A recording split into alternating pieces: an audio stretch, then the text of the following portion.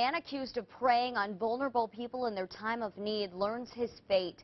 Robert Kraft previously pleaded guilty to 20 felony counts related to the selling of pre-need caskets, grave markers, and burial vaults. Today, some of those victims he scammed confronted him in court before a judge handed down the sentence. WLKY's Marissa Alter is live for us this afternoon outside the Judicial Center with the developments. Marissa?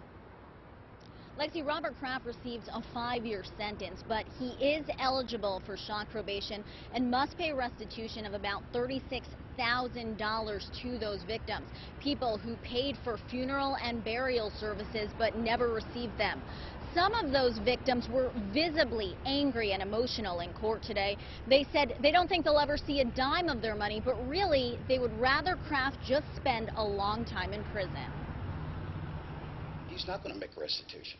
I don't care what this guy says over here. We're not going to get our money back. Nobody in this courtroom in here is going to get their money back.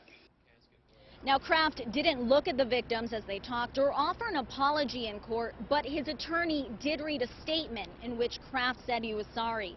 For some victims, it wasn't about the lost money, but scamming people who trusted him and making life during an already difficult time even worse. Kraft's attorney argued Kraft didn't set out to defraud people. He was just a bad businessman whose poor money management spiraled out of control. But Kraft's victims don't buy it. My father comes from the Depression era. My father worked 2 jobs. My father was making 53 cents an hour. My father worked very hard for the money that he had to save to buy those caskets.